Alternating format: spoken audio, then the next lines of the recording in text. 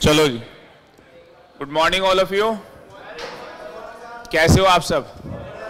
बहुत बढ़िया। मैं बस यार थोड़ा सा लेट हो गया ट्रैफिक की वजह से। कोई बात नहीं ना, थैंक यू।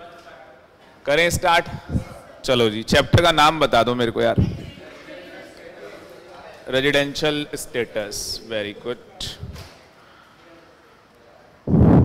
मोबाइल साइलेंट कर लें एक बार।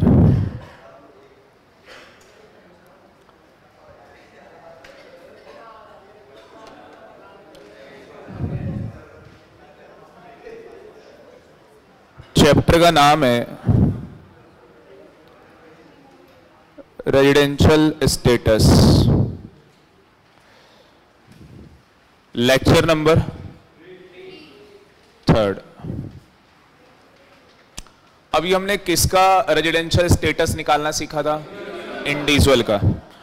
एक इंडिविजुअल रेजिडेंट होगा या नॉन रेजिडेंट होगा? रेजिडेंट कब होगा? जब वो 182 डेज या उससे ज्यादा ड्यूरिंग रेलेवेंट प्रीवियस ईयर। अगर ये कंडीशन सेटिस्फाई नहीं होती है तो सेकंड कंडीशन है 60 डेज और 365 डेज, 4 साल प्रीसीडिंग रेलेवेंट प्रीवियस ईयर। दोनों में से एक सेटिस्फाई कर लो, क्या बन जाओगे? रेजिडेंट। बट इतने से काम नहीं चलेगा, आगे इसे ऑर्डिनरी बनाना पड़ेगा। और अगर ये ऑर्डिनरी नहीं बना तो एनओआर बन जाएगा। ऑर्डिनरी बनाने के लिए क्या करना है? 2 कंडीशन सेटिस्फाई करनी है, दोनों सेटिस्फाई करनी है। और वो दूसरी कंडीशन क्या है? 730 डेज। कितने साल? 7 साल प्रीसीडिंग रेलेवेंट प्रीवियस ईयर। और 2 बार रेजिडेंट होना चाहिए 10 सालों में। वो 10 साल भी कौन से लेने? Preceding relevant previous year. बंदा बन गया ऑर्डिनरी रेजिडेंट अगर दोनों सेटिस्फाई कर ली। दोनों में से एक एनओआर, दोनों सेटिस्फाई नहीं हुई, एनओआर। अब इसके बाद हम आते हैं एक्सेप्शन के अंदर। पहली एक्सेप्शन ये थी कि आपके ऊपर 60 डेज वाली कंडीशन नहीं लगेगी और वो 365 वाली नहीं लगेगी। मतलब आपके ऊपर एक कंडीशन है 182 days during relevant previous year. और वो पहली एक्सेप्शन क्या है? Indian citizen leaves India for employment purpose during relevant previous year. दूसरी exception, Indian citizen leaves India crew member. Very good, crew member, ठीक है। इंडियन मतलब मेंबर ऑफ क्रू है वो इंडियन शिप का। तीसरी एक्सेप्शन सबसे ज्यादा इंपॉर्टेंट, क्योंकि ये अमेंडमेंट थी। और ये क्या थी कि इंडियन सिटीजन है, पर्सन ऑफ इंडियन ओरिजिन भी हो सकता है, जो कि इंडिया से बाहर चला गया था और अब इंडिया आ रहा है। अब किस वजह से आ रहा है ये नहीं पता। और टोटल इनकम उसकी 15 लाख से ज्यादा है, फॉरेन इनकम को छोड़ के। अभी फॉरेन इनकम क्या होती है वो हमें नहीं पता, इंडियन इनकम क्या होती है वो हमें नहीं पता, वो हम पढ़ेंगे आने वाली क्लास के अंदर। तो उस केस के अंदर हमें क्या करना है? 182 नहीं लेना, 120 लेना है। और अगर वो 120 डेज और लेस देन 182 तो वो रेजिडेंट बन जाएगा। अब वो ऑर्डिनरी कभी नहीं बन सकता क्योंकि इसको डीम्ड बनाया गया है एनओआर। और एनओआर कब बनेगा? जब 365 डेज 4 सालों में प्रीसीडिंग रेलेवेंट प्रीवियस ईयर के अंदर, तो वो बन जाएगा आर एनओआर। डीम्ड है ये। इतना हम लोग कर चुके। सबको क्लियर है? Very good. अब आज क्या करने जा रहे हैं? आज एक नया सेक्शन करने जा रहे हैं। और किसका? इंडिविजुअल का ही। अभी इंडिविजुअल खत्म नहीं हुआ, अब खत्म होगा। एक और नया सेक्शन करने जा रहे हैं, the most important section in respect of individual. लिखें जी, section 6(1)(a). Section 6(1)(a), section 6(1)(a) करने जा रहे हैं। वेरी वेरी इंपॉर्टेंट, मार्क कर लेना इसको, सबसे ज्यादा इंपॉर्टेंट है।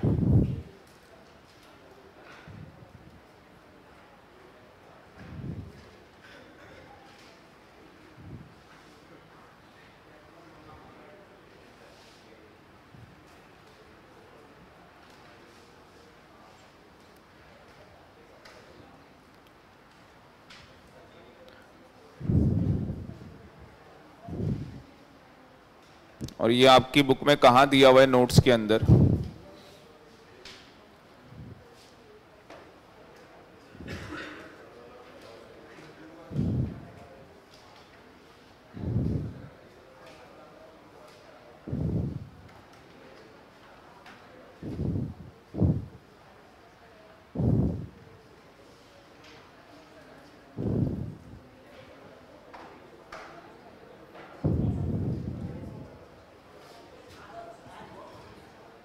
ये दिया हुआ है पेज नंबर 65 पे।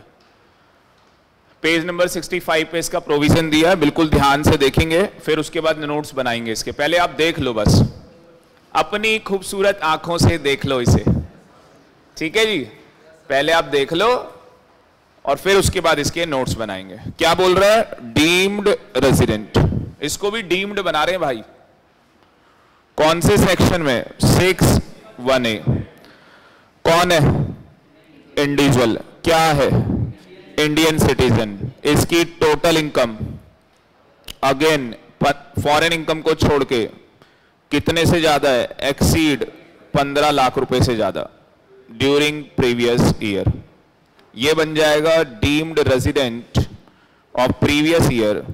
आगे देखो क्या बोला है, ही is not liable to tax in any other country or territory by reason of his domicile or resident or any other criteria of similar nature।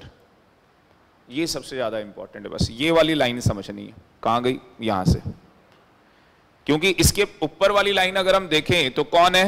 Individual है, कोई दिक्कत नहीं। उसके बाद इंडियन सिटीजन है, कोई दिक्कत नहीं।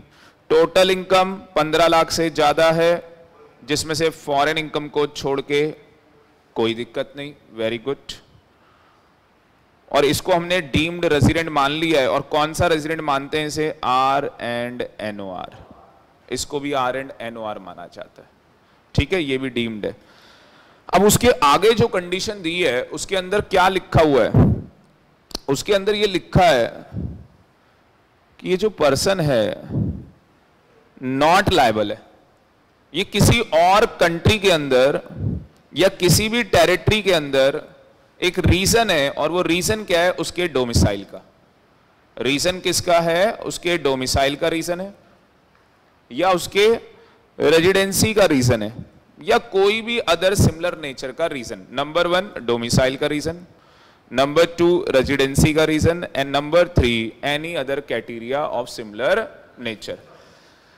कहने का मतलब ये है कि आप कहां चले गए? दुबई। आप कहां चले गए? दुबई। दुबई जो है वो टैक्स हेवन कंट्री है, वहां पे टैक्स नहीं है। आगे बात समझ में? टैक्स जीरो आपका। तो आपसे टैक्स नहीं ले रहे, इनकम टैक्स नहीं ले रहे, ठीक है ना? इनडायरेक्ट टैक्स तो लगेगा। तो आपका टैक्स क्या है? जीरो है। तो हो क्या रहा है कि आपका जो बिजनेस है वो कहां पे है? इंडिया के अंदर। और ये किस टाइम पे हुआ? जब डीमोनेटाइजेशन हुआ। शाम को, मतलब वो 8 तारीख थी, 8 नवंबर, और शाम को 8 बजे मोदी जी ने बोला, भाई और बहनों कल से नोटबंदी है। ये आपके 500 रुपए और 2000 रुपए का नोट लीगल टेंडर मनी नहीं रहेगा। समझ गए ना? लीगल टेंडर मनी क्या होता है और नॉन लीगल टेंडर मनी क्या होता है? तो ये लीगल टेंडर मनी नहीं रहेगा। तो बड़े बड़े बिजनेसमैन कहां चले गए? इंडिया छोड़ के चले गए, दुबई चले गए। अब उनका बिजनेस तो कहां पे है? इंडिया में। और इंडिया में जो बिजनेस है उससे पैसा आ रहा है भाई, दबा के पैसा आ रहा है, बढ़िया पैसा आ रहा है वहां से। तो उस केस के अंदर क्या हुआ कि वो लोग इंडिया आते ही नहीं थे। वो लोग इंडिया आते ही नहीं थे। अब आप इंडिया आ नहीं रहे। जब आप इंडिया आओगे ही नहीं तो आपका स्टेटस क्या होगा? नॉन रेजिडेंट का। और अगर नॉन रेजिडेंट होगा तो इस केस में क्या होने वाला है कि सर इसका तो टैक्स कम हो जाएगा, इसका तो टैक्स कम हो जाएगा, जबकि ये इंडिया से पैसे कमा रहा है, इंडिया में इसका बिजनेस है, इंडिया से इनकम अर्न कर रहा है, तो भी ये उस इनकम के ऊपर टैक्स पे नहीं कर पा रहा। क्यों? क्योंकि ये तो नॉन रेजिडेंट है। तो निर्मला सीतारमन ने क्या किया?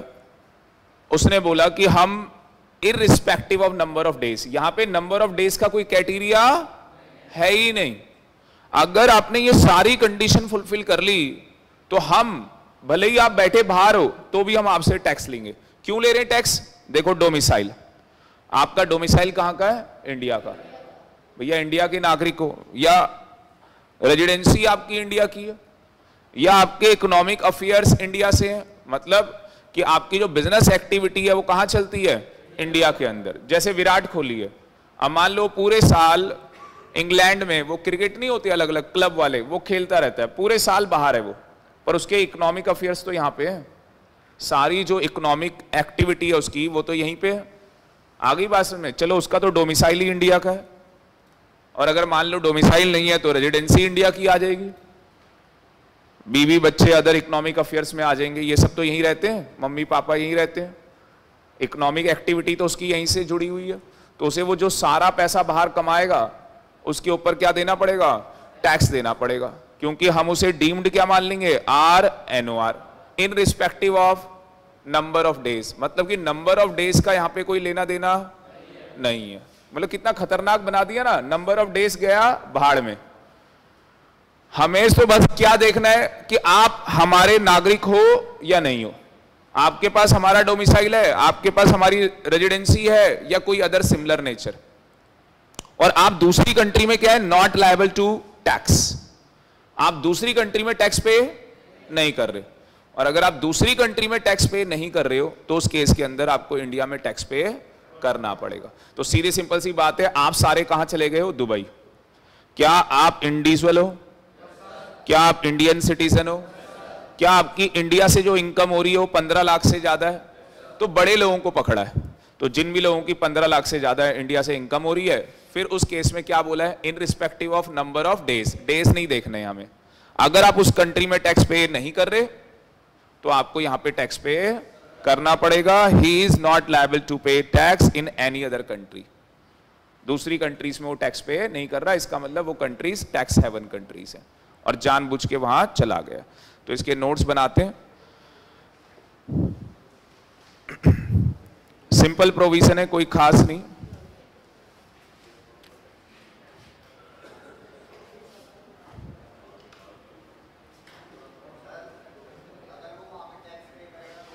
फिर यहां इंडिया में टैक्स पे नहीं करना, फिर इंडिया में टैक्स पे नहीं करना है।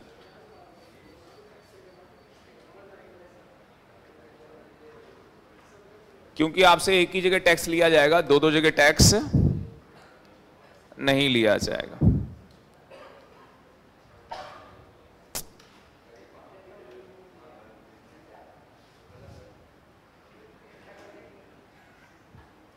सेक्शन 6(1)(a) लिखना, if following conditions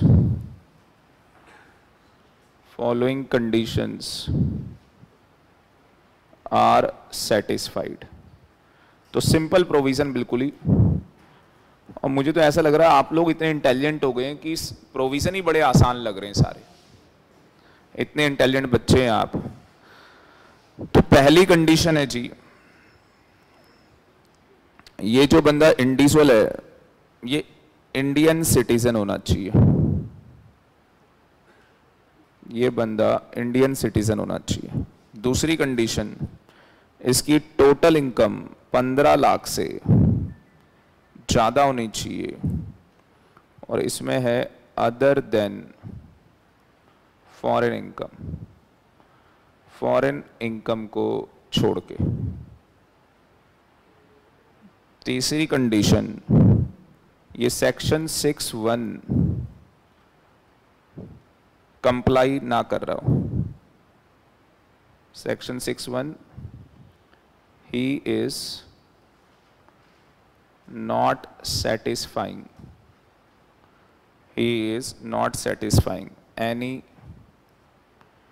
any basic condition,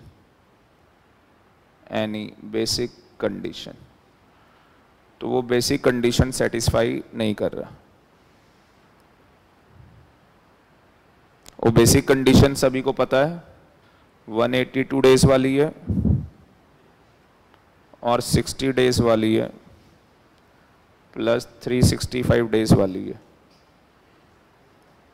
तो आई थिंक ये आपको पता है। 4 सालों में, तो वो सेटिस्फाई नहीं कर रहे। चौथा, he is not liable to tax any other country or territory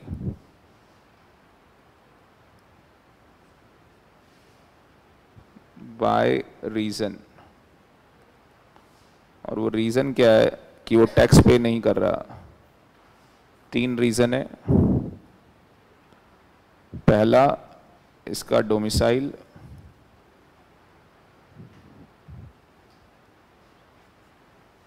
दूसरा रेजिडेंस, और तीसरा एनी अदर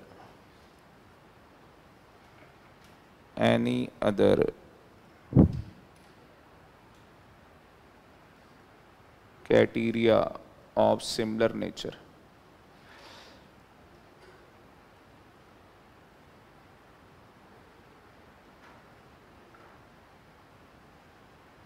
सिमिलर नेचर, तो उसके पास ये 3 रीजन है। नंबर 1, उसके बाद और, ये और लिखा है। नंबर 2 अगेन ये और है। नंबर 3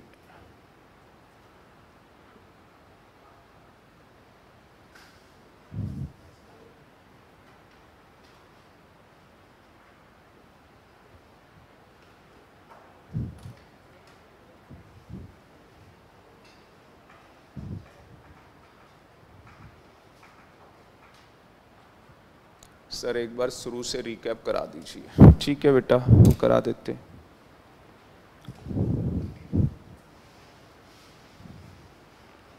तो अपना सेक्शन है 6(1)(a), और 6(1)(a) बोलता है कि अगर आप ये कंडीशन सेटिस्फाई कर लेंगे तो आप डीम्ड रेजिडेंट बन जाएंगे। हम आपको आर एंड एनओआर बना लेंगे। और आर और एनओआर का मतलब है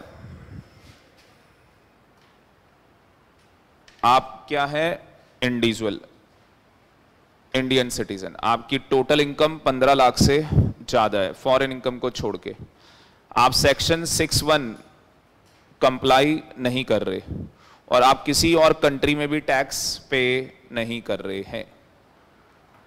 He is not liable to tax any other country or territory by reason of his domicile। उसकी डोमिसाइल की वजह से, रेजिडेंसी की वजह से, या any other criteria of similar nature। तो उस केस के अंदर अगर कोई भी ऐसा आदमी मिल जाता है, वो मुझे कहता है कि मैं इंडिविजुअल हूं और इंडियन सिटीजन हूं, ठीक है, और मेरी इंडिया से जो इनकम है वो 15 लाख से ज्यादा है, मेरे ऊपर सेक्शन 6(1) जो है वो अप्लाई नहीं हो रहा। ये सबसे ज्यादा इंपॉर्टेंट है कि आपके ऊपर सेक्शन 6(1) अप्लाई नहीं हो रहा। ये सबसे ज्यादा इंपॉर्टेंट है। क्यों? अगर सेक्शन 6(1) अप्लाई हो गया तो फिर तो वो नॉर्मल रेजिडेंट में आ जाएगा, फिर तो उसको नॉर्मली हम लोग चेक करेंगे सेक्शन 6(1) की कंडीशन से। पर अगर वो सेक्शन 6(1) कंप्लाई नहीं कर रहा तो जाके उसके ऊपर क्या लगेगा, सेक्शन 6(1)(a। तो इतना आप सबको समझ में आ गया कि सेक्शन 6(1)(a) कब लगता है, जब सेक्शन 6(1) ना लग रहा हो तो जाके ये सेक्शन लगेगा। और इसमें भी 4 ही कंडीशन चेक करनी है। इंडियन सिटीजन होना चाहिए, टोटल इनकम 15 लाख से ऊपर होनी चाहिए, सेक्शन 6(1) तो प्री कंडीशन है, और वो किसी और कंट्री में टैक्स पे ना कर रहा हो। रीजन आपके पास है डोमिसाइल के, रेजिडेंसी के, या any other criteria of similar nature, कोई भी क्राइटेरिया हो सकता है। तो बहुत ही आसान सेक्शन। इसके अंदर कुछ इंपॉर्टेंट पॉइंट्स लिखेंगे नीचे नोट्स बना के, नोट्स में लिखना।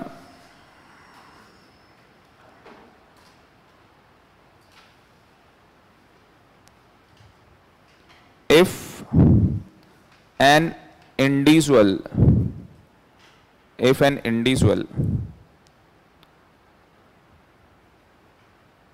has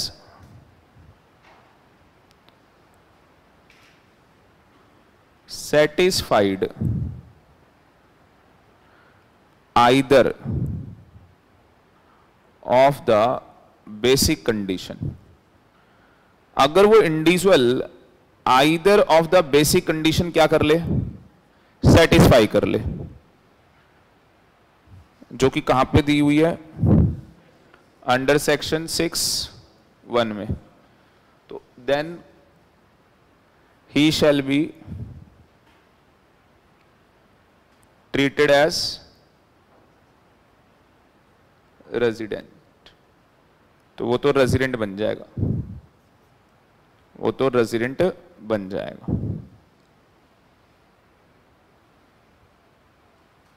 हैंस क्या होगा, section 6(1)(a is not applicable. Yes और नो? तो अगर कोई भी इंडिविजुअल कोई भी एक कंडीशन सेटिस्फाई कर रहा है सेक्शन 6(1) की, कोई भी एक कंडीशन, तो फिर उसके ऊपर ये सेक्शन अप्लाई होगा ही नहीं। नंबर 1 पॉइंट, इस बात का पूरा ध्यान रखें। नंबर 2,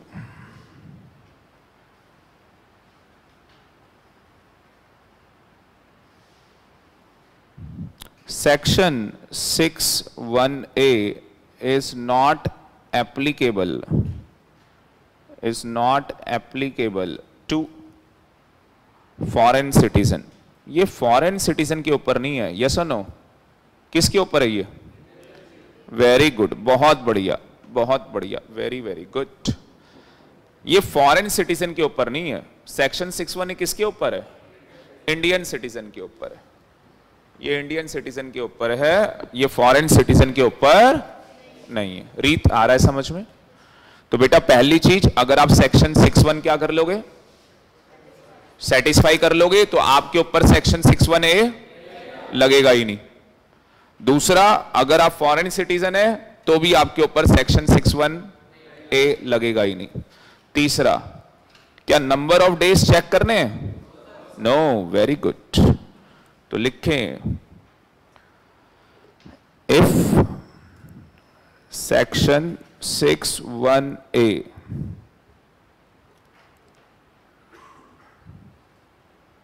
conditions are satisfied,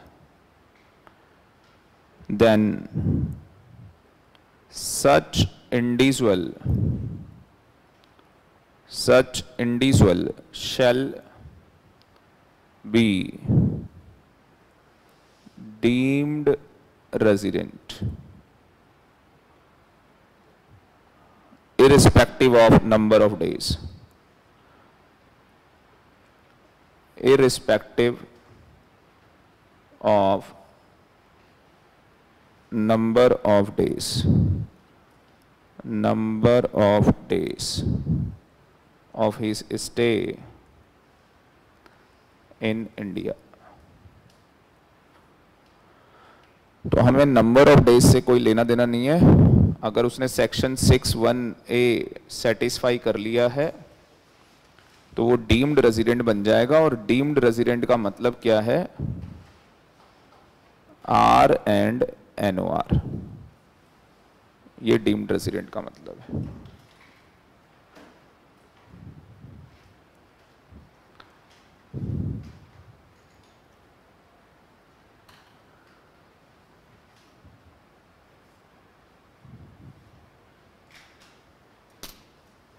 तो 3 बातें यहां पे आपको लिखवा दी हैं।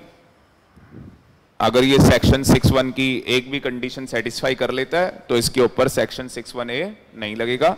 अगर ये बंदा फॉरेन सिटीजन है तो इसके ऊपर सेक्शन 6(1)(a नहीं लगेगा। तो जो उनका क्वेश्चन आया था तो उसके अंदर ये भी पूछना चाहिए था कि वो फॉरेन सिटीजन है या नहीं है, है ना? अगर वो गलती से भी फॉरेन सिटीजन हो गया तो सेक्शन 6(1)(a उसके ऊपर लगना ही नहीं है। हम फॉरेन सिटीजन के ऊपर नहीं लगा सकते, हम किसके ऊपर लगा रहे हैं? इंडियन सिटीजन के ऊपर लगा रहे हैं। और अगर सेक्शन 6(1)(a की कंडीशन सेटिस्फाई कर लेता है तो उस केस के अंदर इसे नंबर ऑफ डेज का तो कोई क्राइटेरिया है ही नहीं वहां पे, उससे कोई मतलब। और इसको डीम्ड रेजिडेंट माना गया। ये माने या ना माने, इसे मान लिया जाएगा। तो जो इंडियन सोर्स से इसकी इनकम हो रही है उसके ऊपर इसे टैक्स पे करना पड़ेगा। अगर इसने टैक्स पे नहीं किया तो फिर वो इनकम इसके पास आएगी नहीं, इंडिया से बाहर वो इनकम ट्रेवल होके जाएगी नहीं, ठीक है, उसको हम जाने नहीं देंगे। तो इस तरीके से हमारा इंडिविजुअल का रेजिडेंशियल स्टेटस क्या हो गया, खत्म। हम क्या पढ़ रहे थे इस चैप्टर के अंदर, रेजिडेंशियल स्टेटस। हम लोग स्टेटस निकाल रहे हैं, किसके स्टेटस निकाल रहे हैं, एसएससी के। वो एसएससी क्या है, पर्सन है, क्योंकि पहली कंडीशन ये है कि आप पर्सन होने चाहिए, और पर्सन के बाद जो लायबल टू पे टैक्स है वही एसएससी बनेगा। तो उन सब लोगों के हमें क्या निकालने होंगे, रेजिडेंशियल स्टेटस निकालने होंगे, जिसमें से हमने इंडिविजुअल कंप्लीट कर लिया है। अब क्या करने जा रहे हैं, एचयूएफ। अब एचयूएफ में आ जाओ आप। ये क्वेश्चन सारे होमवर्क हैं आपके, और थ्योरी कुछ पढ़ने की जरूरत नहीं है, उसके हमने चार्ट बना लिए, पर जितने भी न्यूमेरिकल हैं वो सारे होमवर्क हैं, वो आप कर लेना प्लीज।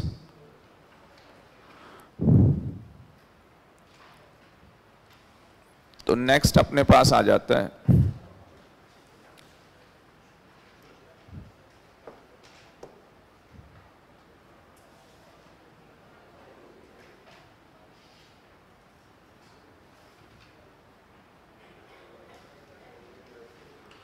सेक्शन, लिख लेना इसका, सेक्शन 6 सबसेक्शन 2, किसके रिगार्डिंग, एचयूएफ के रिगार्डिंग। तो एक एचयूएफ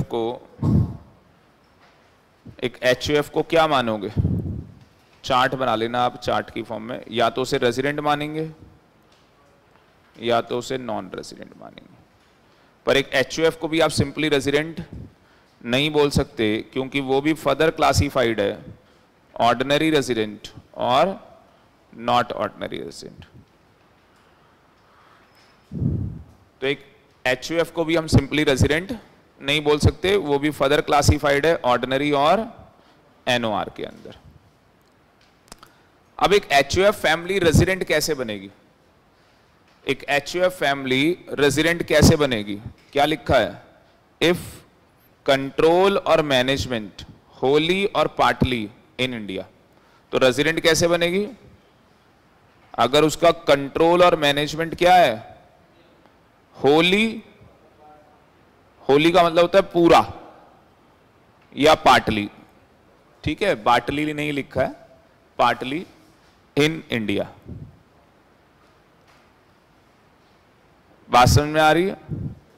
तो मुझे बताओ एक एचयूएफ का कंट्रोल और मैनेजमेंट कैसे पता लगेगा कि वो होली या पार्टली इंडिया से कंट्रोल हो रहा है। ये कंट्रोल और मैनेजमेंट का क्या मीनिंग है, what is the meaning of control और मैनेजमेंट।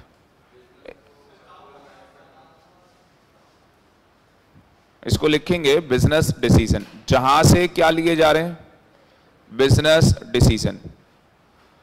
अगर आपके बिजनेस डिसीजन इंडिया से लिए जा रहे हैं तो आपका कंट्रोल और मैनेजमेंट कहां मान लिया जाएगा, इंडिया मान लिया जाएगा। एक छोटी सी स्टोरी बताता हूं आपको। एक मान लो सरदार जी हैं और उनकी क्या है, एचयूएफ फैमिली है, और उनका एक होटल है दिल्ली के अंदर, और वो कहां सेटल हो गए, अमेरिका में। अमेरिका में रहते हैं, उनकी वाइफ भी, बच्चे भी, सब अमेरिका रहते हैं, इंडिया आते ही नहीं वो लोग। पर उनका होटल कहां चल रहा है, इंडिया में चल रहा है, और उन्होंने अपनी एचयूएफ इंडिया में रजिस्टर्ड करा रखी है। तो उस केस के अंदर होटल का व्हाइट वॉश होना है। अब होटल का व्हाइट वॉश होना है और खर्चा आएगा 3.5 करोड़ का। आगे पास में बड़ा होटल है, तो क्या बंदा आएगा नहीं यहाँ पे, आएगा, ठीक है। यहाँ से ये नहीं कि वीडियो बना के भेज दी और देख लो जी, हम तो बड़े इंडियन, तो आपको पता ही है, जुगाड़ू है, ऐसी एडिटिंग करेंगे उसको पता ही नहीं लगेगा, लगेगा कि हाँ मेरा ही होटल क्या है, व्हाइट वॉश हो रहा है। तो वो यहाँ आएगा मीटिंग में, भले ही वो 1 घंटे के लिए आए, आधे घंटे के लिए आए, या अपनी शक्ल दिखा के साइन करके चला जाए। कंट्रोल और मैनेजमेंट का मतलब क्या था, बिजनेस डिसीजन। क्या वो डिसीजन लेने के लिए इंडिया आया, साइन करके चला गया, answer is yes, partly in India. Control and management partly in India, वो क्या बन जाएगा, रेजिडेंट। बट रेजिडेंट से काम नहीं चलेगा, आगे क्या बनाना है, ऑर्डिनरी रेजिडेंट। ऑर्डिनरी कैसे बनेगा, जब कर्ता, यहां पे कर्ता का चेक करेंगे, यहां पे किसका चेक करेंगे, कर्ता का। इंडिविजुअल के केस में ऑर्डिनरी कैसे बनता था, जब दोनों एडिशनल कंडीशन सेटिस्फाई करता था। 730 डेज वाली, 2 बार रेजिडेंट 10 सालों में, सेम वही कंडीशन है, सेम वही कंडीशन है। आगे आप पढ़ के देख सकते हो। ये तो कंट्रोल और मैनेजमेंट का मतलब यहां पे बता रखा है। अगर इसे ऑर्डिनरी बनाना है, ऑर्डिनरी रेजिडेंट, तो 2 बार 10 सालों में रेजिडेंट कौन, कर्ता, और 7 सालों में 730 डेज कौन, कर्ता। ये बच्चे मिस्टेक करके आते हैं एग्जाम के अंदर। जो रेजिडेंट बनेगा वो कंट्रोल और मैनेजमेंट से बनेगा, और जो ऑर्डिनरी रेजिडेंट बनेगा वो इंडिया में रहने से बनेगा, और वो कौन, कर्ता। कर्ता का स्टे चेक करेंगे, कर्ता का स्टे चेक करेंगे कि वो इंडिया में कितने टाइम है। कंट्रोल और मैनेजमेंट में कर्ता को नहीं चेक कर रहे, कंट्रोल और मैनेजमेंट में किसको चेक कर रहे हैं, बिजनेस के डिसीजन को, कि भैया इस साल 10 डिसीजन लिए गए बिजनेस के, क्या उनमें से एक डिसीजन इंडिया में लिया गया, यस, कहानी खत्म। अगर वो 10 के 10 डिसीजन बाहर लिए जा रहे हैं तो आउटसाइड माना जाएगा ना, पर ऐसा हो नहीं पाएगा।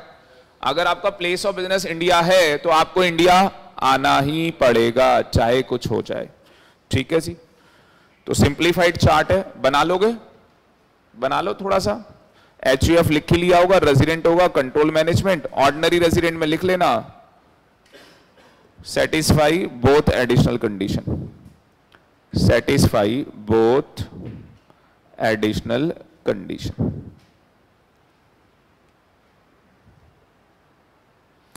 और कंट्रोल और मैनेजमेंट का मतलब है business decision making power, business decision making power.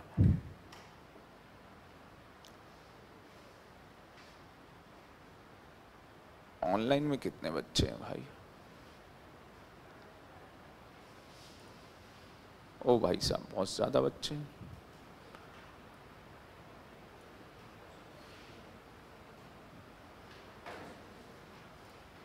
अभी शायद बीकॉम वालों के पेपर चल रहे हैं क्या, है ना? हाँ ठीक, 27 को खत्म, अच्छा शुरू है, अभी असाइनमेंट चल रहा है।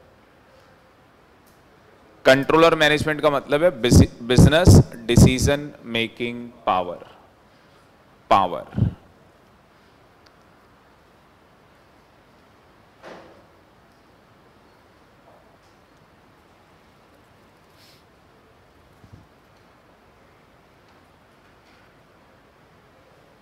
और अगर ये कर्ता दोनों कंडीशन सेटिस्फाई नहीं कर पाया तो ये बन जाएगा NOR।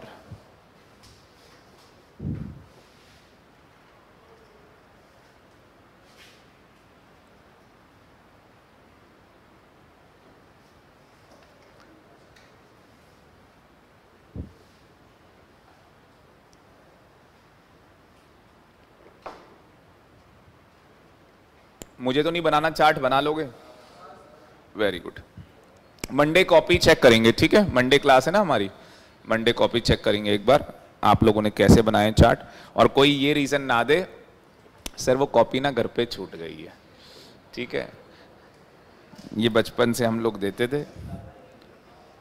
नेक्स्ट आ गया अपने पास, और ये सारे होमवर्क हैं, ये सारे होमवर्क हैं, ये इन्होंने ये चार्ट बना रखा है, इसको बोलते हैं रोड मैप। सबसे पहले आप रेजिडेंशियल स्टेटस निकालेंगे HUF का, तो उसका कंट्रोल और मैनेजमेंट चेक करेंगे, या होली या पार्टली इंडिया में आ गया, आंसर यस हो गया, तो उसके बाद आप एडिशनल कंडीशन चेक करेंगे जिसके अंदर कर्ता का देखा जाएगा, ये 2 साल वाला और 730 डेज वाला। आंसर यस आ गया तो ऑर्डिनरी, नो आया तो NOR, और अगर यहीं पे कंट्रोल और मैनेजमेंट में ये आंसर नो आ गया तो वो नॉन रेजिडेंट बन जाएगा। बिल्कुल सिंप्लीफाइड बना दिया। आपको नहीं लग रहा हमने इंडिविजुअल में इतनी मेहनत की कि ये 2 मिनट में खत्म हो गया? वेरी गुड, बहुत बढ़िया। अब आ जाएं जी किसके ऊपर, AOP BOI को छोड़ते हैं 1 मिनट। हाँ चलो ले लो AOP BOI, साथ में ही ले लो। AOP BOI ये सब लोग कौन होंगे, या तो रेजिडेंट या नॉन रेजिडेंट, दोनों में से एक। कौन कौन, पार्टनरशिप फॉर्म, AOP, BOI। दोबारा रिपीट कर दो, partnership firm AOP BOI, either resident और नॉन रेजिडेंट। अगेन वही कंट्रोलर मैनेजमेंट होली या पार्टली, क्या सेम HUF जैसा नहीं है? ठीक है ना।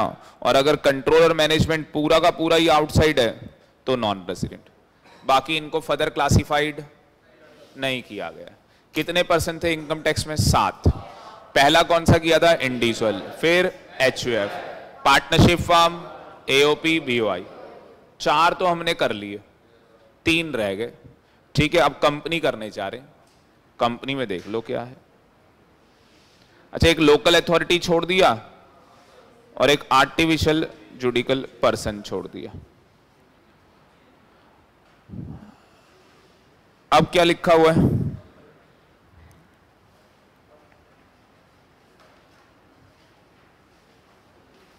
और ये पता है क्या है, इन्होंने इसके आगे आप ऐड कर लो। और कौन से छोड़े थे?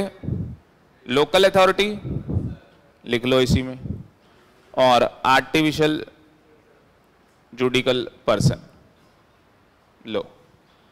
Individual number 1, number 2 HUF, number 3 partnership firm including LLP, number 4, number 5, number 6। 6% कर लिया हमने। एक रह गया 7वां कंपनी। एक रह गया 7वां कंपनी। सबसे बड़ा ही इंडिविजुअल है। एक इंडिविजुअल को ढंग से समझ लिया, चैप्टर खत्म हो गया। आधा चैप्टर खत्म हो गया।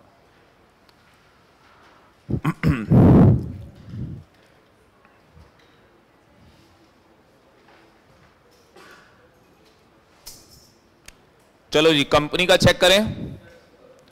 कंपनी क्या होगी? या तो रेजिडेंट या तो नॉन रेजिडेंट। देखो कैसे चेक करना है, ये बहुत बढ़िया और खूबसूरत चार्ट बना रखा है कंपनी के रिगार्डिंग। सबसे पहले आपने चेक करना है स्टेप 1 कि ये कंपनी इंडियन कंपनी है या नहीं है। सबसे पहले ये चेक करना है इंडियन कंपनी है या नहीं है। अगर आंसर क्या आ गया? यस, तो ये कंपनी क्या बन जाएगी?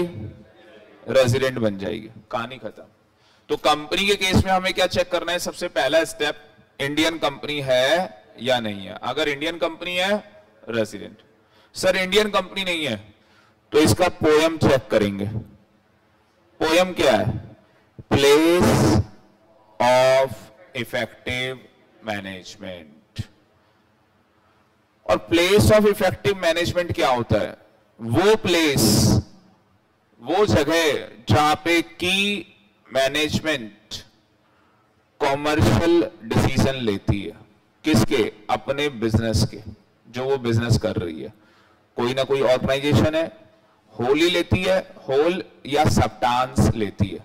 कुछ सब्टांस का मतलब कुछ। दोबारा रिपीट कर देता हूं। क्या बोला उसने कंपनी के केस में? चार्ट बना लेते हैं। कंपनी का सेक्शन कौन सा है? 6 सबसेक्शन 3। सेक्शन 6 सबसेक्शन 3, इसका चार्ट बना लो प्लीज। कंपनी का चार्ट बना लो। कंपनी आइदर रेजिडेंट और नॉन रेजिडेंट। रेजिडेंट कब होगी कंपनी? एक कंपनी रेजिडेंट कब होगी? तो यहां पे स्टेप्स हैं। सबसे पहला स्टेप क्या है? चेक करो कि क्या वो इंडियन कंपनी है। क्या वो इंडियन कंपनी है? अगर वो इंडियन कंपनी है तो क्या बन गई? रेजिडेंट। नंबर 2, पोयम चेक करो। नंबर 2, पोयम चेक करो।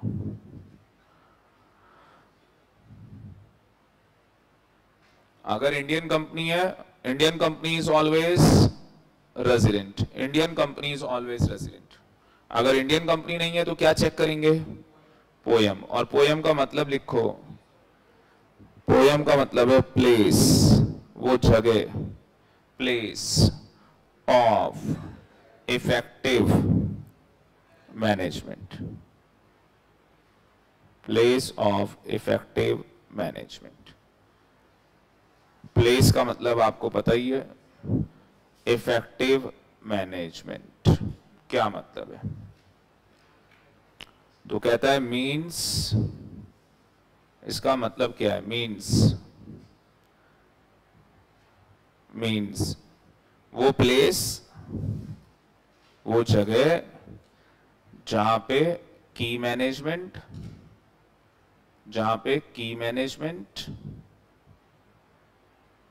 And commercial decision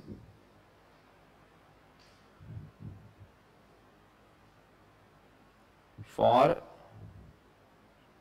conduct of the business, for conduct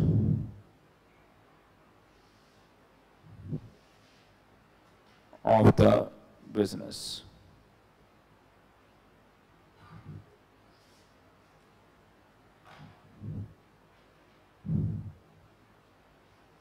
और ये बिजनेस कौन कर रहा है? कोई ना कोई एंटाइटी है, कोई ना कोई ऑर्गेनाइजेशन है जो ये बिजनेस कर रही है। और कैसे कर रही है? एज अ होल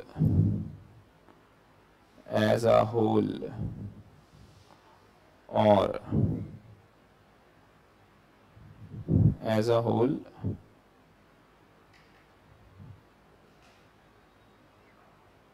और लिखा नहीं है, और नहीं लिखा, आर इन सब्सटेंस। एक मिनट देख लो वहां पे क्या लिखा है। हाँ, are in substance made, are in substance made.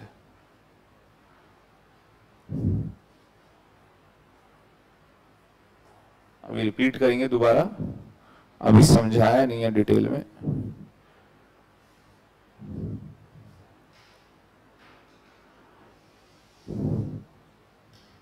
Substance made, बिल्कुल ध्यान से देखना, बिल्कुल सिंपल है, कुछ भी नहीं है इसके अंदर। लिख लिया हो तो मुझे बता देना बस। डन है यार, आप लोगों की स्पीड भी खतरनाक है। अलग ही, मुझे लगा अलग ही पीस बने हो आप, बिल्कुल। कुछ तो बात है, कुछ अलग है आप। बहुत बढ़िया भाई, दिल जीत लिया आप लोगों ने। कंपनी, हाँ जी, कंपनी क्या होगी? या तो रेजिडेंट या तो नॉन रेजिडेंट। और ये बड़ा अच्छा लगता है मुझे जब आप मेरे पीछे पीछे बोलते हैं, बड़ा अच्छा लगता है। कंपनी क्या होगी? या तो रेजिडेंट या नॉन रेजिडेंट। सर एक कंपनी को बना के रहेंगे क्या? रेजिडेंट। एक कंपनी को क्या बनाएंगे? रेजिडेंट। कैसे बनाओगे? सर अगर वो इंडियन कंपनी निकल आई ना तो फिर वो रेजिडेंट है। अगर वो इंडियन कंपनी निकल के आ गई फिर वो क्या है? रेजिडेंट। भाई इंडियन कंपनी नहीं है सर, उसका पोयम अगर इंडिया में निकल के आ गया ना फिर वो रेजिडेंट बन जाएगी। अब पोयम को समझते हैं, 1 मिनट लगेगा, बस ध्यान से देखना। पोयम की फुल फॉर्म क्या है? Place of effective management. अब प्लेस का मतलब तो हमें पता है, एक जगह है, उस जगह पे क्या हो रहा है? एक इफेक्टिव मैनेजमेंट क्या कर रही है? अपने बिजनेस के डिसीजन ले रही है, या तो होल ले रही है, सारे डिसीजन। रिलायंस की कंपनी सारे डिसीजन कहां लेती है? इंडिया में ही। अमेरिका जाती है क्या डिसीजन लेने? पर गूगल, वो तो सारी बाहर लेती है, इंडिया में लेते ही नहीं, सर्वर ही बाहर है। आ रही बात समझ में? ये गूगल वाले तो सारे डिसीजन क्या ले रहे हैं? बाहर ले रहे हैं। नेटफ्लिक्स बाहर भाई साहब, और आपने यहां अपने मोबाइल पे डाउनलोड किया हुआ है, पैसे दे रहे उन्हें हर महीने। कई लोगों ने तो साल के दे दिए, लो जी करो ऐश। तो इनसे टैक्स कैसे लेंगे? तो क्या बोल दिया, तुम्हारा सब्सटेंस कहां है? कुछ तो है ना इंडिया में, कुछ तो इंडिया में है। वो कैसे पता लगेगा कि उनका कुछ इंडिया में है या नहीं है? तुम्हारा जो प्लेस है की मैनेजमेंट का, कहां बैठते हैं तुम्हारे की मैनेजमेंट? की मैनेजमेंट का मतलब क्या है? तुम्हारे KMP, की मैनेजरियल पर्सन। KMP का मतलब लिख लो, की मैनेजरियल पर्सन, की मैनेजरियल पर्सन, KMP। इसमें अभी आएगा नहीं, अगर आप नेट पे डालोगे तो नेट पे आ जाएगा, की मैनेजरियल पर्सन।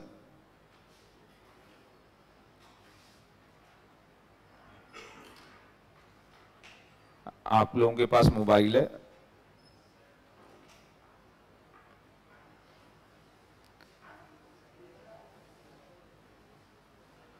तो अगर आप देखेंगे तो की मैनेजरियल पर्सन में क्या लिखा है? हाँ जी, जो कंपनी की कौन है? Board of directors. और बोर्ड ऑफ डायरेक्टर कौन होते हैं? होल टाइम डायरेक्टर, यस और no? Part time director, executive director, non executive director. बेटा ये नाम याद कर लो। मुकेश अंबानी अपनी कंपनी में होल टाइम डायरेक्टर है, और मैं 2 कंपनीज के अंदर डायरेक्टर हूं, बट मैं पार्ट टाइम डायरेक्टर हूं। एग्जीक्यूटिव डायरेक्टर का मतलब होता है जो रेगुलर डायरेक्टर है, जो क्या है? Active director. जैसे पार्टनरशिप में नहीं पढ़ते एक्टिव पार्टनर, तो उसी तरीके से executive director, regular director. Non executive मतलब ये डे टू डे एक्टिविटी में इंटरफेयर नहीं करता, बस। तो एक मॉडर्न वर्ड हो गया, एक तरीके से मॉडर्न वर्ड हो गया। तो ये एक तरीके से एक्टिव पार्टनर, ये नॉन एक्टिव पार्टनर, एक तरीके से स्लीपिंग पार्टनर जैसे। समझ रहे हो ना कुछ? तो बोर्ड ऑफ डायरेक्टर के पूरे पैनल को क्या बोला जाता है? की मैनेजमेंट। पूरे बोर्ड ऑफ डायरेक्टर का जो मैनेजमेंट है वो किसके अंदर है? की मैनेजमेंट के अंदर। यही तो की है, यही तो चाबी है कंपनी की। यस सुनो, की मींस आपको पता ही है, और यही चाबी है किसकी? कंपनी की। अगर कंपनी में बोर्ड ऑफ डायरेक्टर है तो कंपनी है, बोर्ड ऑफ डायरेक्टर नहीं तो कंपनी नहीं। आपका घर है, अगर उसमें आपकी फैमिली है तो वो घर है, और अगर फैमिली नहीं है तो वो घर नहीं है। फिर मूवी रिलीज हो जाएगी बागवान। आ गई बात समझ में? ये कहानी है बेटा, ठीक है? घर में फैमिली होगी तभी तो घर होगा ना, और अगर उस घर में फैमिली नहीं होगी तो फिर वो घर किस चीज का? तो घर पे प्यार मोहब्बत होना चाहिए, जबरदस्त वाला। आ गई बात समझ में? फरवरी का महीना खत्म नहीं होना चाहिए, है ना? कुछ लोगों को ऐसा लगा। तो ये कुछ कहानी समझ में आई। इसके अलावा भी इसके अंदर अगर आप देख रहे हैं तो चीफ एग्जीक्यूटिव ऑफिसर आएगा, कंपनी सेक्रेटरी आएगा, चीफ फाइनेंशियल ऑफिसर आएगा। बड़ा दुख हो रहा है थोड़ा सा यहाँ पे मुझे कि CMA नहीं लिखा हुआ, CA नहीं लिखा हुआ, ये यहाँ पे इंक्लूड नहीं है। आगे बात समझ में? तो मुझे बड़ा दुख हो रहा है कि इन लोगों को यहाँ पे इंक्लूड नहीं किया गया। अरे पर मेरा होना इनकम्प्लीट हो गया ना, मेरी फैमिली नहीं है।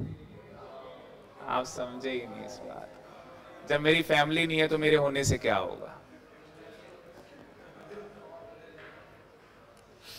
फीलिंग्स को समझा करो।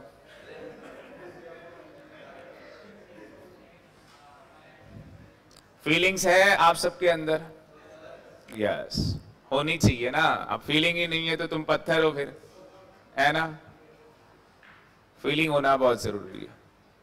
जिस दिन आपका रिजल्ट आएगा ना, मैं मंदिर जाके बैठ जाऊंगा, ठीक है? और सच बता रहा हूं, मैं ऐसे ही करूंगा, ठीक है? तो बड़ा अच्छा रहेगा। भगवान करे सारे ही पास हो जाएं और 2-4 के रैंक आ जाएं और 10-15 के 90+ आ जाएं और मैं वहीं से निकल लूं फिर, ठीक है? ठीक है जी, कोई दिक्कत नहीं है। तो की मैनेजमेंट का मतलब समझ में आया? की मैनेजमेंट का मतलब क्या है? Board of directors. और बोर्ड ऑफ डायरेक्टर कौन है? Whole time director, part time director, executive director, non executive director, CEO, chief executive officer, company secretary, CFO।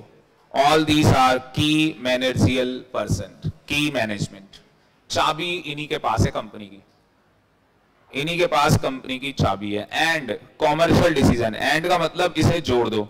ये सारे लोग मिलके क्या कर रहे हैं? कॉमर्शियल डिसीजन ले रहे हैं। किसका? बिजनेस का।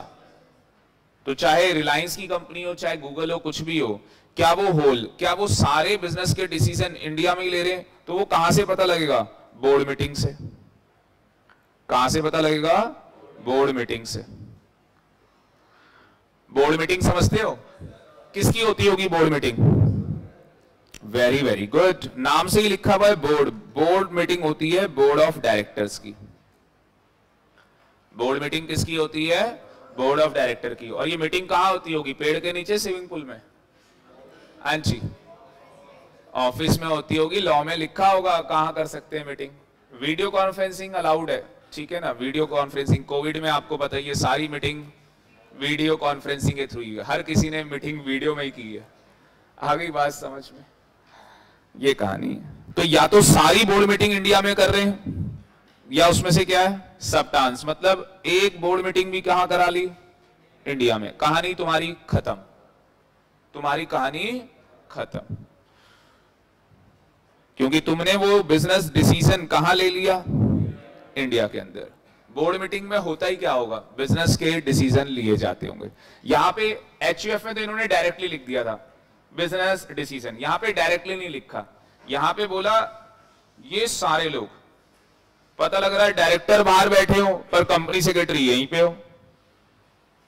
आगे बात समझ में? उसको बोला भाई तू यहीं रहा कर इंडिया में, ठीक है, तुझे बाहर आने की कोई जरूरत नहीं है, तो इंडिया में बैठ के हमारा कंप्लाइंस चेक कर ले, हमारा लॉ चेक कर ले, ठीक है ना? तो भैया उस केस के अंदर भी आपका जो कंपनी सेक्रेटरी है वो तो सारे कॉमर्शियल डिसीजन के काम इंडिया में ही कर रहा है। तो ये फंसा दिया एक तरीके से। तो आज की डेट में गूगल भले ही बाहर है, ठीक है, ये नेटफ्लिक्स भले ही बाहर है, पर इनको टैक्स पे करना पड़ रहा है और जबरदस्ती है इनसे टैक्स लिया जा रहा है। जबरदस्ती क्या है? पैसा किससे कमा रहे हो? हमसे कमा रहे हैं, इंडिया के लोग हैं, बिल्कुल। तो भैया टैक्स तो देना बनता है। अदरवाइज पता ये क्या कहते थे कि हम तो इंडिया आते ही नहीं और हम तो फॉरेन सिटीजन है। आ गई बात समझ में? हमारा तो सारा ही कंट्रोल और मैनेजमेंट कहां है? फॉरेन में, इंडिया के बाहर। तो उस केस के अंदर आप हमें रेजिडेंट बना ही नहीं सकते, हम तो नॉन रेजिडेंट है। और अगर हम नॉन रेजिडेंट है तो हम किसी भी इनकम के ऊपर टैक्स पे नहीं करेंगे।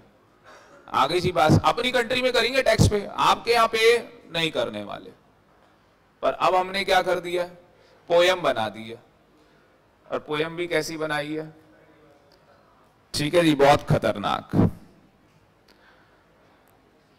अगर तुम इंडियन कंपनी हो, अच्छा इंडियन कंपनी कैसे पता लगेगा? किसी बच्चे ने पूछा नहीं, इंडियन कंपनी कैसे पता लगेगा कि ये इंडियन कंपनी है? जो कंपनी कंपनीज एक्ट में लिख लेना 2013 के अंदर क्या होगी? रजिस्टर्ड।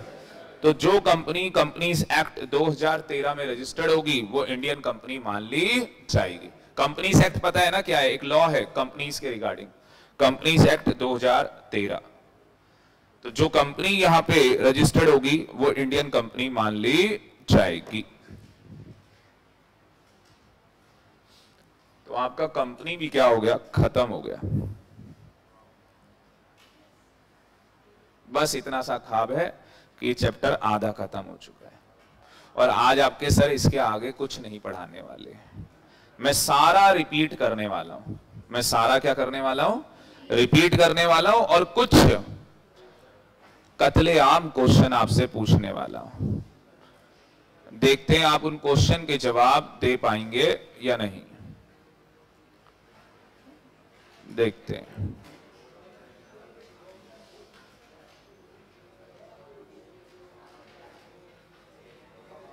और बच्चे मुझसे कह रहे थे कि सर टेस्ट भी ले लो। हम टेस्ट देने से डरते नहीं हैं।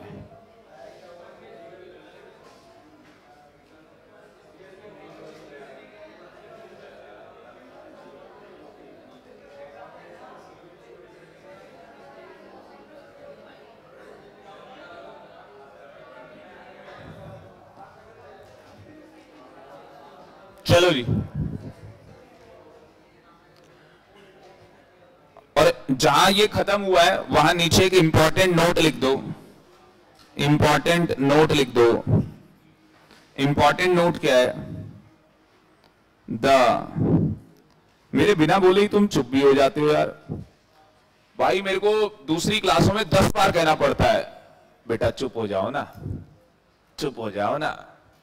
मेरे लिखते ही आप चुप हो जाते हो। बहुत बढ़िया भाई, दिल जीत लिया आप लोगों ने मेरा। The onus of responsibility, onus का मतलब होता है burden of responsibility,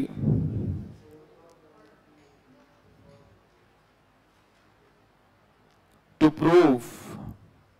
prove the residential status of a person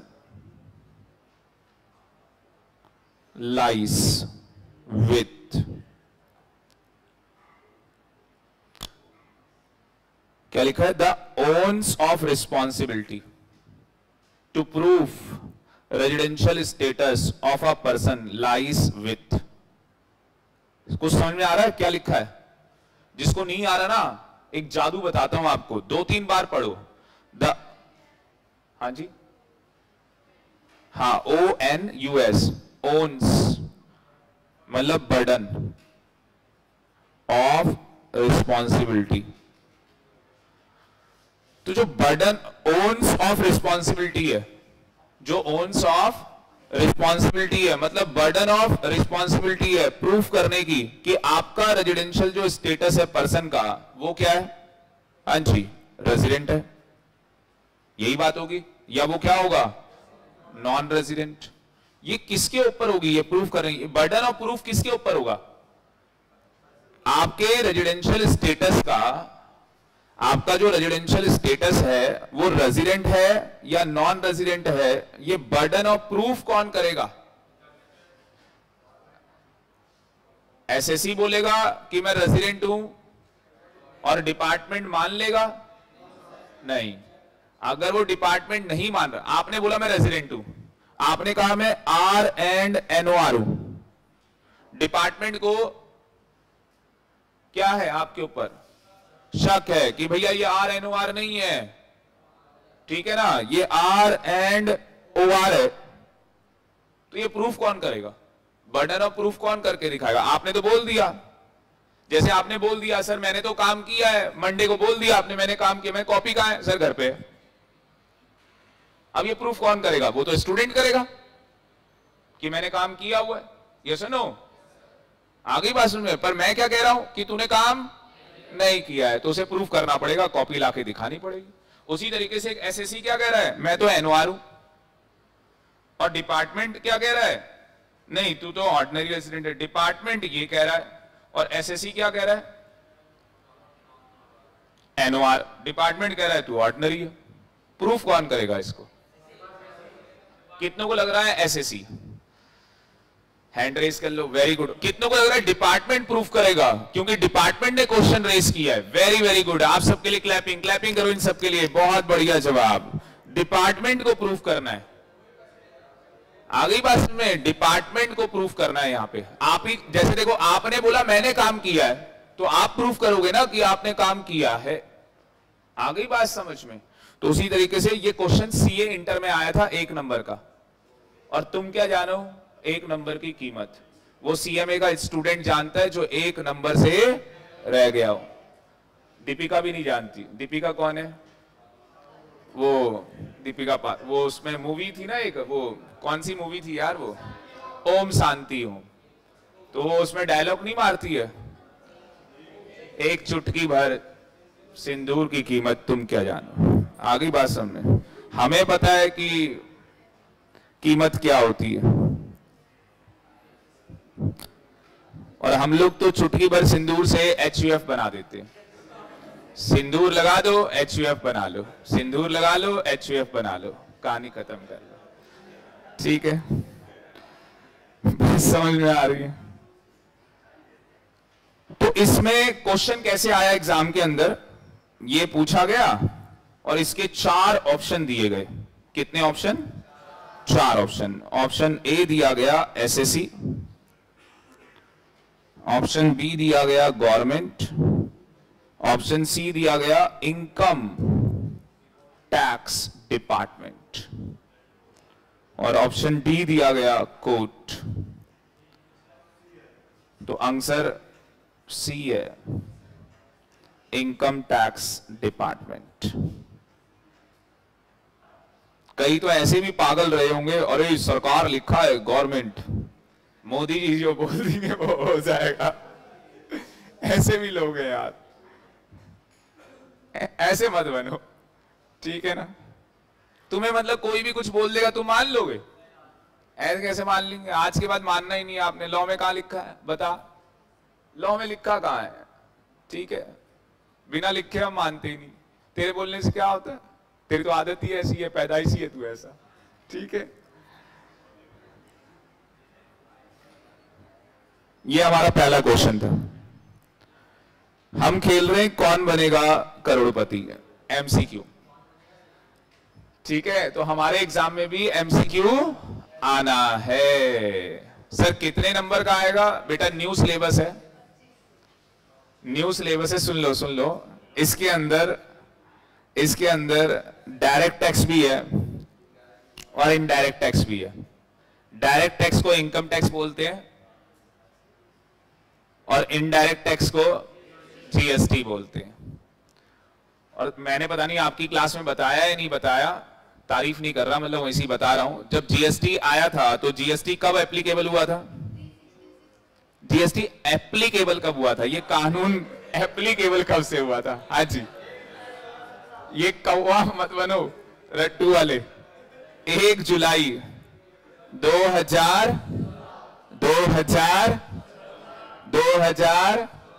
अबे 2017 बात समझ में आ रही है? 2017 भूलोगे? अब ये डेट भूलोगे? अब सुनो, इस डेट से मेरा क्या रिलेशन है? हाँ क्या हुआ? हाँ, ये लागू हुआ था इस डेट को। इस डेट से मेरा ये रिलेशन है कि जो प्रधानमंत्री जी हैं उन्होंने जीएसटी की क्लासेस चलाई थी कि भाई लोगों को अवेयरनेस हो, लोग जाने जीएसटी के बारे में। और क्लासेस किसके लिए थी? जो कंपनीज के अंदर काम कर रहे हैं, जैसे बैंक्स हैं, आईसीआई बैंक है या कोई भी ऑर्गेनाइजेशन है जहां पे लोग क्या कर रहे हैं, काम कर रहे हैं। तो भैया जीएसटी पढ़ेंगे तभी तो इंप्लीमेंट कर पाएंगे। और सारी कंपनी में तो चार्टर्ड अकाउंटेंट, कंपनी सेक्रेटरी और सीएमए नहीं बैठा ना। बात समझ में आ रही है? क्योंकि इनकी तो कॉस्ट ही ज्यादा है, पैसे ही मुंह फाड़ लेते हैं, इतने मांगते कि पूछो मत। आ रही बात समझ में? तो उस केस के अंदर मैंने एप्लीकेशन लगाई थी, मुझे नॉमिनेट किया गया डिस्ट्रिक्ट सेंटर जनकपुरी, मैंने 5 बैच लिए थे। आ गई बात समझ में? और बच्चों को पढ़ाया था, उसके पास वो बुक भी है, तो उसके अंदर बच्चों को पढ़ाया था और बड़ा अच्छा रहता था, ठीक है। उसमें मतलब ये नहीं है कि वही लोग क्लासेस लेने हैं, मतलब जो स्टूडेंट हैं वो भी क्लासेस लेने के लिए इनरोल कर सकते थे फ्री ऑफ कॉस्ट। वो प्रधानमंत्री जी की तरफ से फ्री ऑफ कॉस्ट था वो कोर्स। फैकल्टी को 25,000 रुपए मिल जाते थे, एक बैच 25,000। एक दिन में 2-3 बैच आराम से हो जाते थे, कोई दिक्कत नहीं। मैंने अपनी वाइफ को भी वो कोर्स करवा दिया, उनको भी ऐसा फैकल्टी वहां लगा दिया। सुबह एक क्लास मैं लेके जाता था, बाकी की 2 क्लास वही लेती थी, मेरी भी आधी क्लास वही ले लेती थी। आगे बात समझ में? तो ये चीजें होती है। और जीएसटी मेरे ब्लड में ही भरा हुआ है, मतलब मैं बोलता हूं तो जीएसटी निकल जाता है, मैं खाता हूं तो जीएसटी, आगे छींकता हूं तो जीएसटी। और आजकल मैं जीएसटी का बैच ले रहा हूं सीएमए के अंदर, जो बच्चे ओल्ड सिलेबस के हैं, तो उनको पता है जीएसटी में कितना मजा आ रहा है। जैसे आपको इनकम टैक्स में आ रहा है, उनको जीएसटी में कितना मजा आ रहा है। तो हम लोग जीएसटी पढ़ेंगे बहुत जल्दी, ठीक है जी। अब मैं क्या बताना चाहता था आपको कि हमारा ना एमसीक्यू पहले 25 नंबर का आता था ओल्ड सिलेबस के अंदर। ये बड़ी मतलब इंपॉर्टेंट बात है। अब क्या हो गया है कि डीटी आईडीटी एक पेपर बना दिया है। तो अभी भी मुझे ऐसा लग रहा है, मतलब पता नहीं मेरी गट फीलिंग है, और ऐसा मतलब जो मेरे सेंस कहते हैं ना, ऐसा हो जाता है। मुझे ऐसा लग रहा है 25 नहीं, अब ये 30 नंबर का हो जाएगा। और ये ऐसा इसलिए करेंगे, 15 नंबर डीटी के, 15 इसके। और ये हमें बहुत जल्दी पता लग जाएगा। इंस्टीट्यूट एक सैंपल भेजेगा हमारे पास, वो सारे स्टूडेंट के लिए होता है कि देखो जी ये एक मॉक टेस्ट पेपर है आपके एग्जाम से पहले, और इस तरीके का पेपर हम लोग डिजाइन करने जा रहे हैं। इसमें हमारा बेनिफिट क्या होगा? 15 नंबर का इनकम टैक्स, 15 में से 15 वहां ले लो, जीएसटी में तो 15 लेने ही लेने, चाहे कुछ हो जाए। 30 नंबर हमारे आगे भाई, 70 में से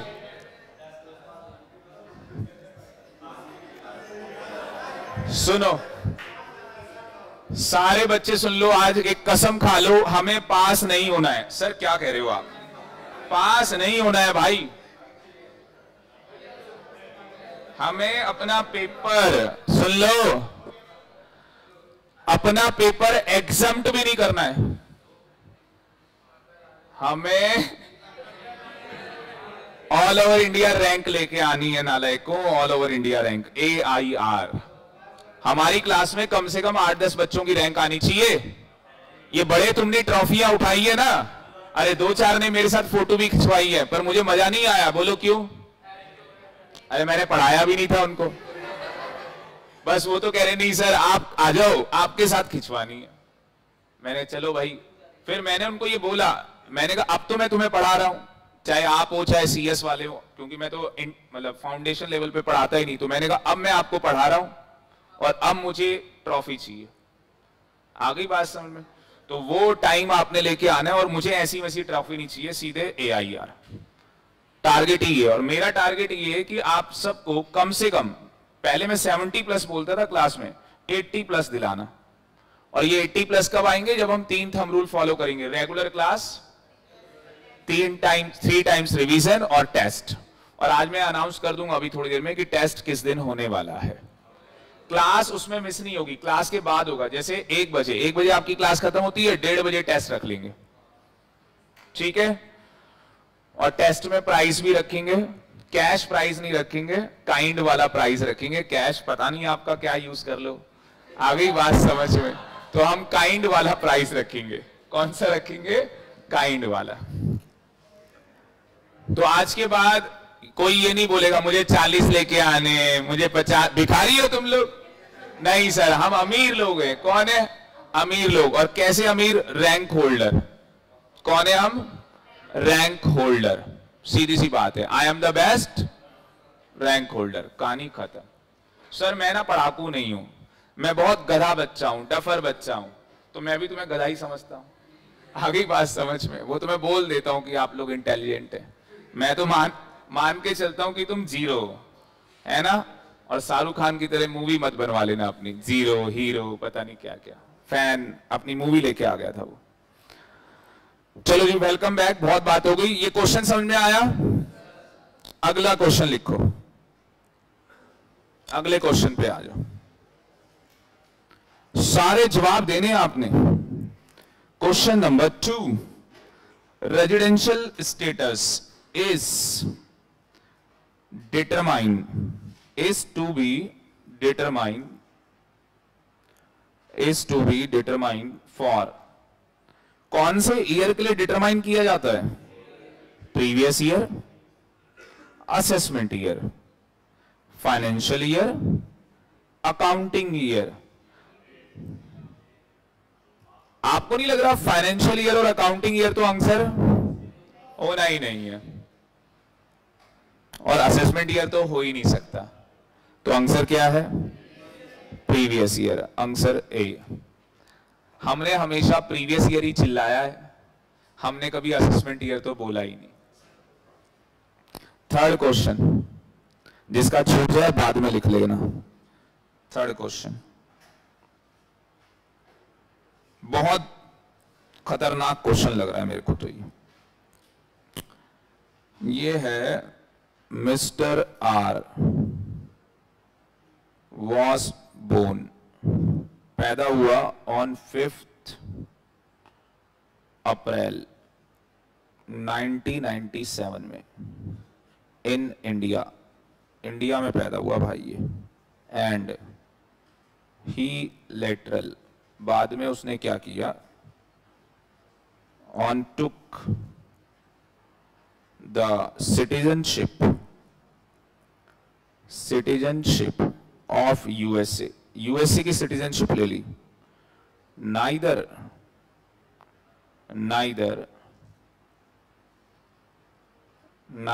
his parents ना उसके parents nor his grandparents, ना उसके ग्रैंड पेरेंट्स वर बोर्न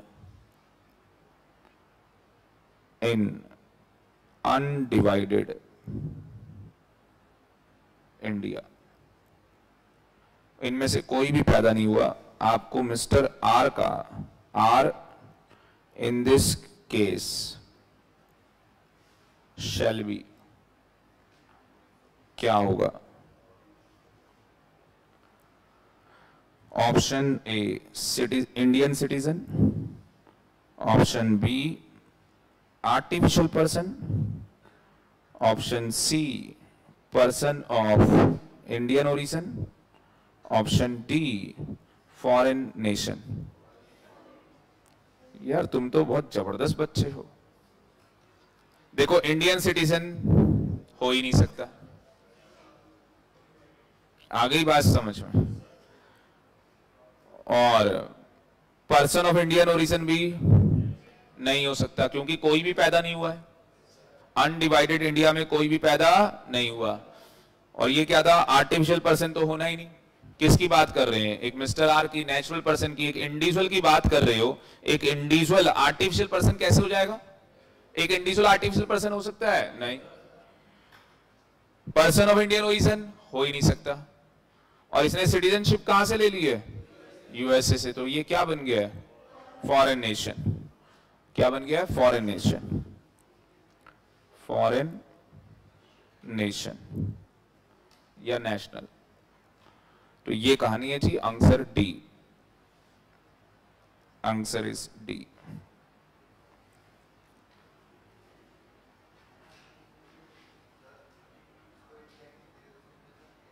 हाँ मिल सकती है, कोई दिक्कत नहीं। ड्वेल सिटीजनशिप हो सकती है, ड्वेल सिटीजनशिप हो सकती है।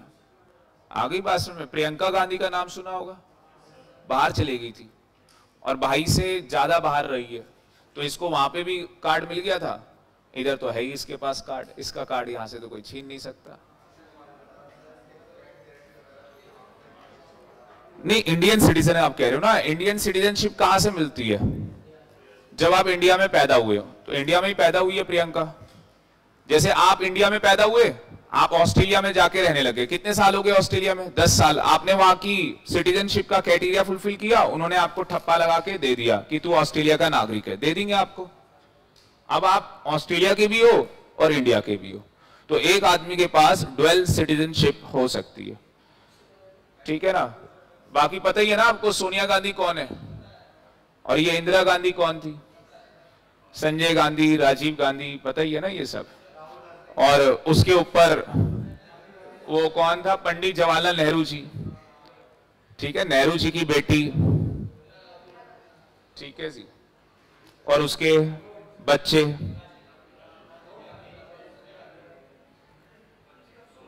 और उसके बच्चे। बिल्कुल आ रही थी बात समझ में। और ये गांधी कैसे आया वो अभी आपको पता होगा। इंदिरा की लव मैरिज थी, ठीक है ना, उस टाइम पे। तो प्यार तो कभी भी हो सकता है ना।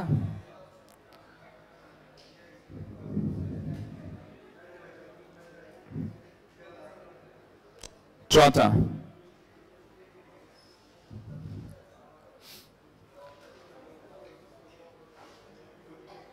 बस अभी आप लोगों को कहीं नहीं फंसना है, समझ गए होंगे। बस पढ़ाई करनी है, पढ़ाई के अलावा कुछ नहीं आपकी लाइफ में। हाँ, अगर किसी का बर्थडे है तो वहां पागलों की तरह डांस कर लो, कोई दिक्कत नहीं, कपड़े उपड़े फाड़ लो, ठीक है। आगे बात समझ में, पता दिखना चाहिए ना, पता लगना चाहिए कि भैया पागल हो चुका है, आज के बाद बुलाना नहीं है इसको किसी बर्थडे पार्टी में। अपना बर्थडे आपको सेलिब्रेट नहीं करना है, होली दिवाली कुछ नहीं है आपकी इस साल, ठीक है। क्यों? सीएमए इंटर दिसंबर एक ही बार देंगे, दोबारा हमें देना ही नहीं है, कहानी खत्म। सैक्रिफाइस थोड़ा सा करना पड़ेगा, ये सीएमए बलिदान मांगता है और बलिदान देना पड़ेगा आपको। बाकी अगर खेलनी हो होली तो पागलों की तरह खेलना, जंगली की तरह बिल्कुल एकदम, ठीक है ना। ऐसा लगे तुमने पूरे 365 दिन होली खेल ली। चौथा क्वेश्चन आपके सामने आ रहा है। मिस्टर आर वॉज बोर्न, दोबारा पैदा हो गया इन 1997 के अंदर, और हिज पेरेंट्स, इसके parents were born in India. क्या बात, इस बार इंडिया में पैदा हो गए भाई ये लोग, इन इंडिया इन 1952 में। और his grandfather was born in Lahore. तो अनडिवाइडेड इंडिया में भी पैदा हो गए भाई in 1937। But his grandmother, जो ग्रैंड मदर है, वॉज बोर्न इन इंग्लैंड, वो इंग्लैंड में पैदा हुई थी।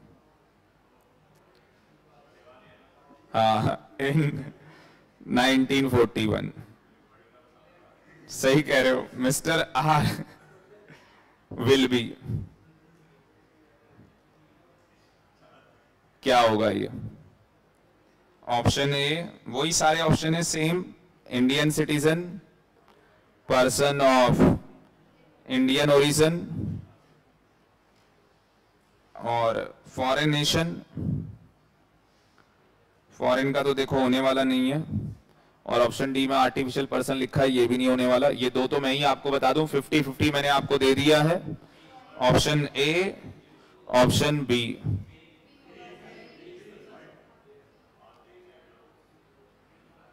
बड़ा खतरनाक हो गया ये।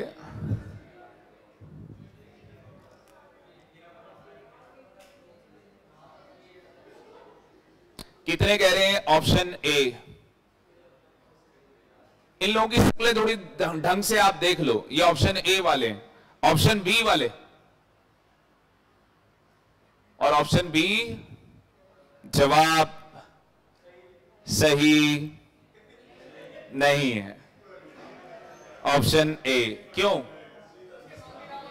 अबे मम्मी पापा गए बाढ़ में, सब गए बाढ़ में, तू खुद ही पैदा हुआ इंडिया में। ये सारा रायता फैला रखा है यहाँ पे, ये सब बेवकूफ बना रखा है आपको, यहाँ पे सब बेवकूफ बना रखा है। वो खुद ही पैदा हुआ है 1997 में इंडिया में। अच्छा लिख लेना प्लीज, लिख लेना। कोई नहीं, लिख लेना इन इंडिया। वो बाई मिस्टेक छूट गया।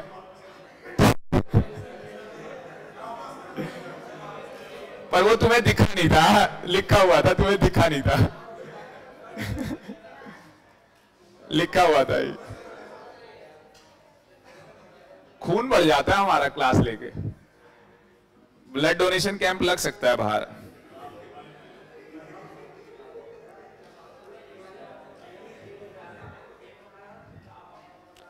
Fifth question,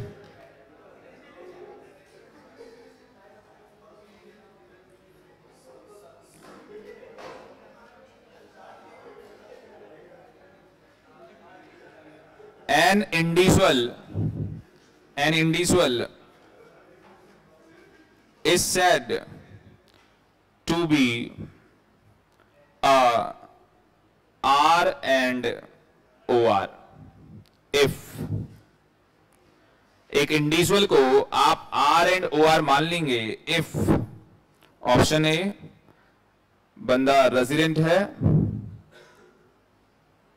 in any 2 years, 2 out of 10 years preceding relevant previous year. B, 730 days, 7 साल preceding relevant previous year. और option C both A and B। अब तो तुम इतने स्मार्ट हो गए, लिखने से पहले आंसर आ रहा है। और लास्ट ऑप्शन है आइदर।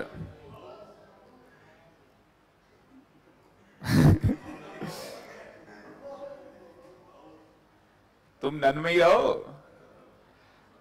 आंसर आपको पता ही है, सी है। ठीक है, अगर ये दोनों करेगा तो जाके आर एंड ओ आर बनेगा। यस और नो? यस और नो? यस और नो? वेरी गुड, बहुत बढ़िया।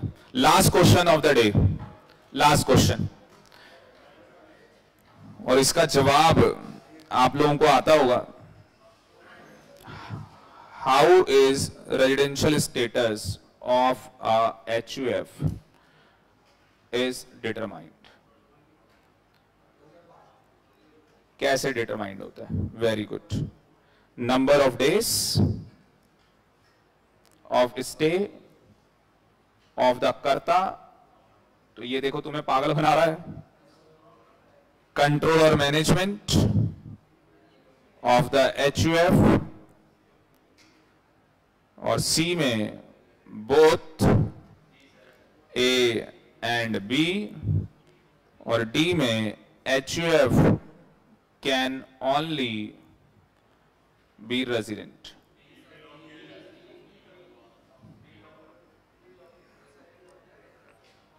कौन सा लॉक कर दूं? B। How is residential status of HUF is determined. दोबारा पढ़ लो। How is residential status, how is residential status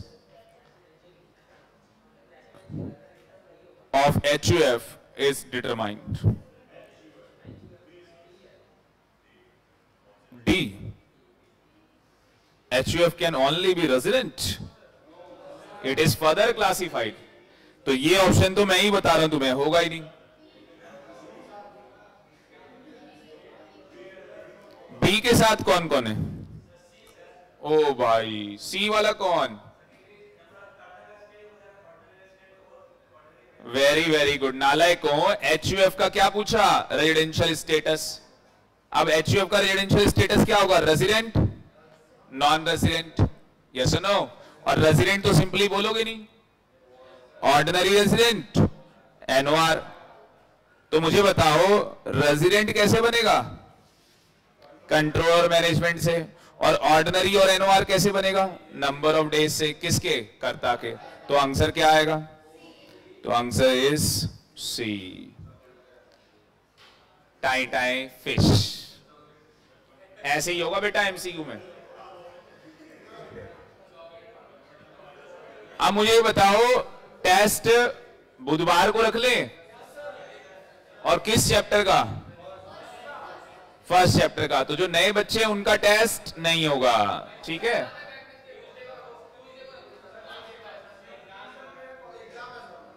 ऐसा करते हैं,